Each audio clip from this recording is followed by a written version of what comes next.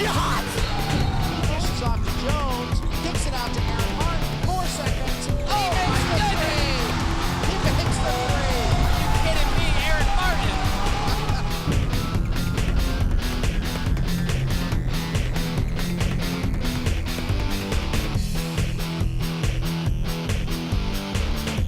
Well, welcome to Wildcat Week. I'm Roger Alcock. The men's golf team, they've had a very successful fall season under second-year head coach Austin Conroy, and he's led the Wildcats to a 6th place finish at the National Christian College Athletic Association Championships. That wraps up their season for the fall semester, and our own Kyle Johnson caught up with Coach Conroy and Dalton Miller after their return to campus from Nationals. Well, thanks, Roger. Austin Conroy, head coach, and Dalton Miller, senior, joining me now after their flight this morning from Florida, coming back from Christian Nationals. 6th place, congratulations. Coach, what was the initial feeling for you guys getting 6th this year? You know, it's progress. Again, I think it's a step in the right direction for us. We had a really, really good fall, starting out with 3 victories, a couple good finishes in some big regional tournaments. So to take it to the national level, make the cut on that golf course and play well and test. You know, we have a couple young guys that haven't competed in a national championship before, so it's definitely a lot of progress, and we're encouraged by that 6th place finish. Dalton, what about you? I feel like it was a good experience for the younger guys to step out on that course, feel the pressure, and realize what the national tournament's about. We did get off to a great start this year with 3 victories, but I feel like if we're going to get it to the next level, the national tournament's where it's going to be at. What are you guys looking forward to? Obviously, you're done for the fall semester, but next spring with conference and NAI is coming up. How do you feel heading into the break? You know, we feel good. Again, we're encouraged by the good results we had in the fall. It's always a bit of a toss-up in the spring with the weather for us, so just got to stay busy and prepare for that. Do everything we can to work out a little bit and get ahead in the classroom. Looking forward to when we can get outside in mid-March and compete again. Dalton, what about you as a player perspective? It's your last year. What's it going to be like playing in your last semester? Just going to work hard for every opportunity I can, and then basically just take it from there. Coach, it's kind of your first year still. You came in February. What's the growth been like for you with the guys on the team? And obviously you're seeing results quickly. What's that been like? Well, I don't think it's anything I've done to have those results. I mean, these are the guys that have to play and feel the pressure every week. So it's been great. You know, I have the group of guys that we have that have accepted me, and I've learned so much from them. Coaching's certainly a lot different than playing, but just very grateful that I came in with a group of guys that I have that have so much talent. We have a lot of fun together, which helps. So, you know, at the end of the day, we're a team, we're a brotherhood, and that's really what makes it fun. Dalton, for you, what's it been like with Coach Conroy coming in kind of during your tenure here as an athlete? What's that transition been like, and how have the guys adjusted to that? I think it's been a good change of pace. Everyone's been on their toes the whole time, so you know, he's always striving us to be better than what we might be able to think we could be. So. Let's go back a little bit to Florida and talk about specifics of that. Weather-wise, what was it like down there compared to here? First of all, I would love to go back to Florida. It was awesome. It was 80 degrees. You know, I competed in that tournament in Panama City. We had great weather every year there. You know, so this was more the same. 80 degrees is maybe 5 miles an hour wind. We got rained on for 30 minutes, but it was definitely, you got to put on a lot of sunscreen that time of year down there. So it kind of makes you want to move a campus down there, but I don't know if that's in the works. Dalton, was it an adjustment for you? Obviously, it's probably a little improvement, but was it difficult even to adjust to kind of that type of weather? Well, yeah, we've been playing in rain and the muddy conditions all fall long, and then go down to that nice sunny weather, and then I mean, it's kind of relaxed. It kind of helps you get under your, calm your nerves and finally realize like playing in good weather's like. So. Coach Conroy and Dalton Miller joining us. Thank you so much, guys. Good luck in the spring with your conference schedule. We look forward to seeing what you guys do. Thanks, appreciate it. Roger, back to you. The men's soccer team, they completed a near-perfect regular season on Saturday as they welcomed Mount Vernon Nazarene to Marion for senior night. The seniors were honored in a ceremony prior to the game. Well, IW came into the contest ranked 9th in the country in the latest NAIA national polls, and their play certainly showed it. Sam Kane found Tyrone Martin here on the first goal of the evening, and you see Martin with a little bit of a celebration. Here then, Keaton Albert, he takes a tumble as that play earned Mount Vernon a yellow card. Wildcats, a few minutes later, they were able to take advantage of the opportunity as Seth Kinty, he finds the back of the net with the assist coming from Evan Young, and with that, the Wildcats take the 2-0 advantage going into the locker room at halftime. Now moving into the second half, senior Sam Kane, he put this one out of reach with the third and final goal of the contest as the Wildcats would defeat the Cougars of Mount Vernon Nazarene.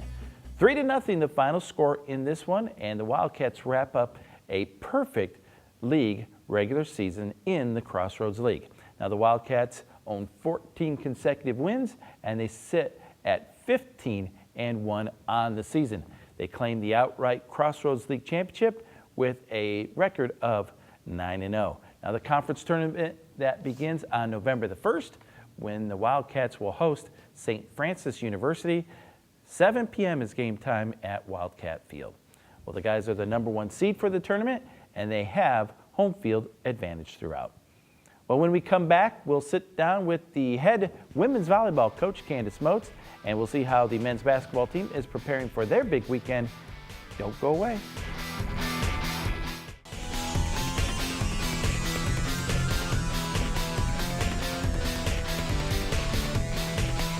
Well, welcome back to Wildcat Week. The women's volleyball team, they continue their roll through conference play this season. The 20th ranked Wildcats travel to Huntington on Tuesday night. IW came into the match looking for their 15th conference win of the season. Of course, the Foresters were looking to upset the Lady Wildcats, but IW was able to dominate early. Remy Becknor and Morgan Miller, they led the charge for the Wildcats offensively, combining for a total of 26 kills. Now defensively, the Wildcats were sharp throughout the entire evening with some stellar defensive play. Katie Holler, the junior, she continued her consistency this season, assisting on 41 kills this evening against the Foresters. The Wildcats played unselfish volleyball. They cruised to a 3-0 victory. Huntington was close, trying to force more than 3 games, but ultimately IW victory that was never in doubt. The Foresters contested the first game. That was a close one, 25-23, but they controlled after that game 2, 25-11, and then closed out the match. The Wildcats did with a 25-21 score in game number 3. Well, joining me now is the head coach of the volleyball team, Candace Moats. And Coach, thanks for coming on and joining us here. We saw that some highlights there from that Huntington match, kind of indicative of conference play. You guys have really played well in the conference so far, and you put yourself with that play in a position where you can be the outright league champions. Yeah, that is definitely the goal. That was one of the goals at the beginning of the season, was to try to win our league championship. So we've got 2 games left to do that, and it's been a journey with this young team that I have, just in that every match has brought out the best in our opponents because they want to knock us out, you know. So it's been pressure for these girls. Well, and that was one of the things we were going to talk about, that this is a young team, and really didn't know how they would respond to pressure, even if they could get themselves in a position to maybe make a chase at the league championship. But they have responded to the challenge, and now see if they can, kind of close it out here. But they've done well so far for a young team. Yeah, we have one senior on the team, and even she was not really playing too much at the beginning, and so all these newcomers, with the 2 Division I transfers that we have, and then all of the freshmen were really participating on the court, and there wasn't a real sense of leadership or kind of finding their way throughout the season. And I just have to give kudos to the 4 upperclassmen that I have on the team, 3 juniors and 1 senior, who really made it an effort, even when they weren't on the court, to bring this team together. And that's pretty outstanding.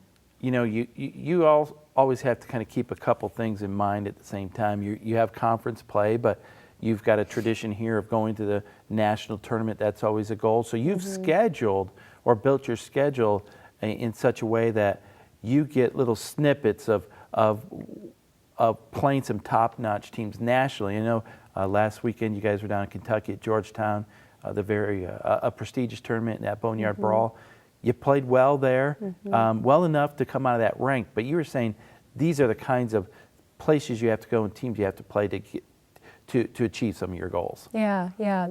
I always try to schedule a beginning, middle, and ending top 10 tournament, or top 20 tournament, I should say. And the Boneyard Brawl, which we go to every year at Georgetown, Kentucky, is definitely one of those tournaments. We played number 9, number 12, and number 13, and then a receiving votes team that was just right by us. And we dominated that team, which really helped us. And then we ended up beating number 9, which really propelled us, and competed really well against 12 and 13.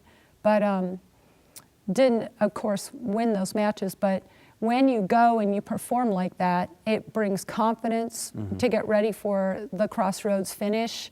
It brings prestige to your players because it's a high-level team in tournament. So you kind of get yourself marked out there as watch out for Indiana Wesleyan.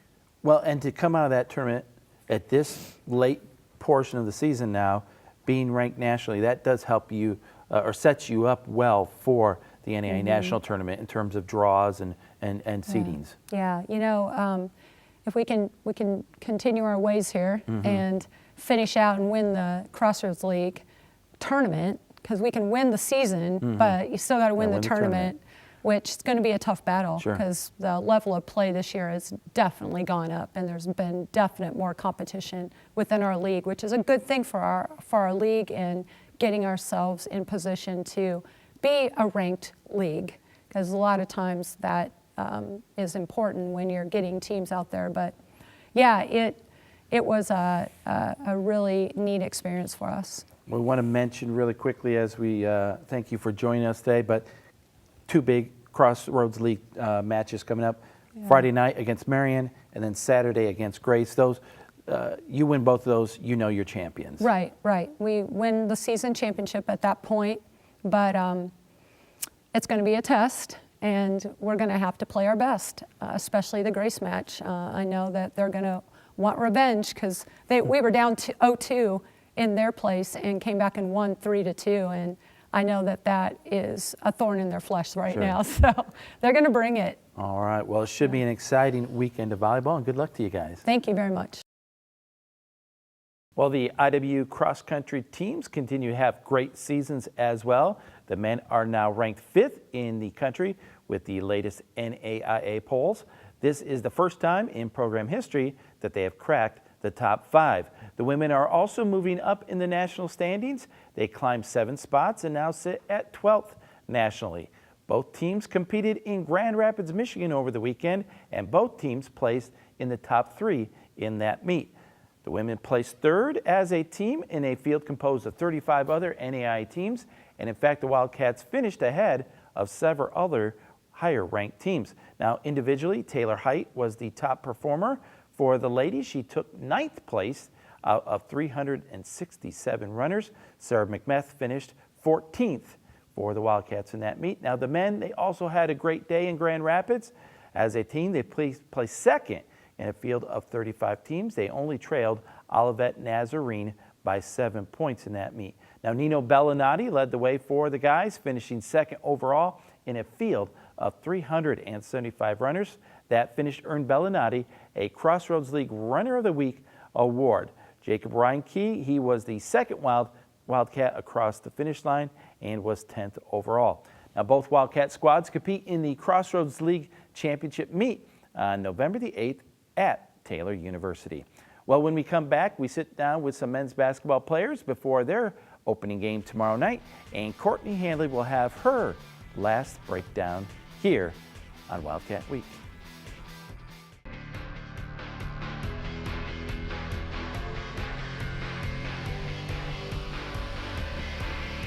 Well, welcome back to Wildcat Week. Basketball season is nearly here, and the players are certainly itching to get back out onto the court. Our own Kyle Johnson spent some time with men's players Bob Peters and Nate Bubash in the studio. Well, thanks, Roger. I'm here with Bob Peters and Nate Bubash. And guys, welcome to the show. We're glad to have you. Good to be here. Tomorrow, obviously, first game of 2014. Nate, what's the excitement level for you personally for tomorrow? Personally, I'm ecstatic about tomorrow. Not only do we get to play our first game of the season, but we also get to see our championship rings, which is very exciting. Bob, what about you? I'm really excited as well.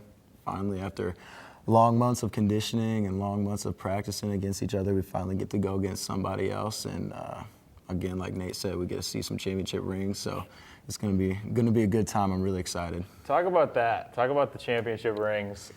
What's the plan for the ceremony, and what's Coach Tongo told you about that, Nate? Well, I'm not really sure how the ceremony is going to go. All I know is that we get presented before the game, I believe, and that's all I really know. Yeah, Coach really kind of hasn't really informed us of anything. So, I'm just really excited to get the hardware and let it set in that we finally have won, and just kind of that's like the set-in moment that we know that we won it, know that we did it, but it's time to focus on a new season. It's good to reminisce on the times, but we're ready for the new season ahead. Yeah, talk about that transition, getting your rings, and then obviously starting a brand new season. What's the focus been like for you guys as a team coming off last year's success? Last year's success is last year, and this is a new year. We have new guys, and so we still have the same goal, obviously, is to win a bunch of games and win the national championship. However, this game one, we have a long season ahead of us. Yeah, exactly what Nate said. What we were attributed today was because of what we did yesterday. And, if we live in the past, then we're not going to get better. And what we're really focused on this year is just continuing to get better and continuing to better ourselves because, again, we want to win another championship. Hopefully with me and Nate here, we're going to win 3 more. It's possibility, we dream big, but we'd really like to win a couple more. So just staying hungry every single day and working hard and not being satisfied with what we've already done. You guys are both sophomores. So what's it like for you guys kind of in a new role? You're not freshmen anymore. You have more experience. Are you excited to get some more playing time and show what you can do? I'm definitely pretty excited about being a sophomore, especially after a pretty solid freshman year, I would say, for both of us. Coming in, you know what to expect about practices, games, a little bit how you're going to play, a lot more about the teammates and our style. So it's definitely will be interesting to see how we can grow throughout the year. Yeah, it's just interesting to see the whole team because we lost Jordan Widener, who's All-American. We lost RJ, who's All-American. We lost Garvin, who was one of the great leaders of our team. And the whole team is trying to figure out new roles, and it's fun. It's a different change of pace. So, it's just great being a sophomore, coming back into the program, knowing what to expect and knowing what this program demands and being in a sense. And we're ready to take on those roles and excited to see how the season plays out. Talk about losing those guys and kind of the team mindset for picking up the slack. Obviously, everybody's going to have a bigger role now that Jordan and RJ are gone. But what's the mindset moving forward without them? I mean, obviously we lost some very great players. However, we don't feel like we've lost a step necessarily. We feel like without them, we have some new guys come in. We have a few freshmen becoming sophomores who can step up and take more roles, even the juniors, seniors. So everyone's going to have to step up, and we still feel very confidently about our ability to play without those crucial players from last year. Yeah, just like Nate said, one of the main themes of our program is playing fearless.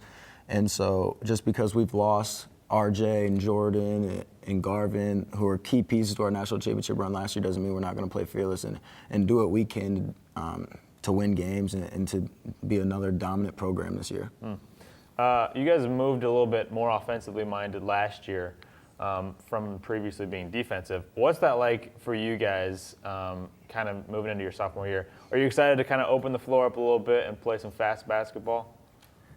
Yeah, I'm definitely pretty excited. I know the whole team is because scoring is pretty fun. I mean, you get up and down the court, you feel like you're just playing basketball with not a whole bunch of rules and guidelines, and it's just exciting to play, get some points on the board.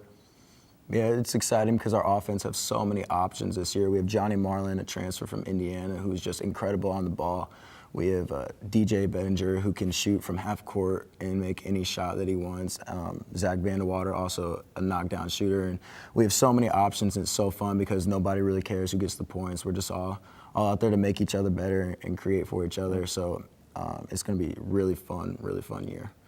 Bob Peters, Nate Bubash, thanks for joining me. Good luck this season. Good luck tomorrow, guys. We're all excited to see you. Thanks. Thank you. Roger, back to you. The men played Friday against Oklahoma Wesleyan University in the Caleb Dimmick Memorial Tournament. And the women, they traveled to South Bend on Saturday to take on IU South Bend. Well, for the last couple of years, Courtney Handley has been bringing us the breakdown here on Wildcat Week.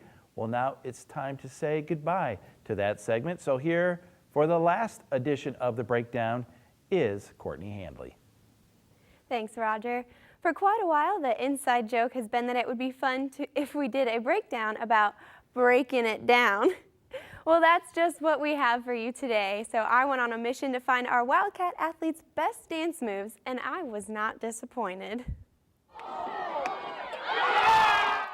You might know them as stars on the field and the court, but what you didn't know is that these athletes like to spend their free time doing something a little different than expected. They like to dance. Teams like women's volleyball like to keep it classy with the traditional electric slide, while others like the men's soccer team enjoy releasing their inner creativity, if you want to call it that. And this wouldn't be a breakdown without the national champions making their mark with the can-can. Can-can with their own Wildcat twist, of course. And the women's team broke it down with the modern favorite, the wobble. And some teams were even lucky enough to get their coach to bust a move along with them, like Coach Candace Moats from volleyball. Well, as anyone can tell, these athletes weren't born to dance. But what if they were born to sing? Amazing. Well, maybe not that either, but they still like to try.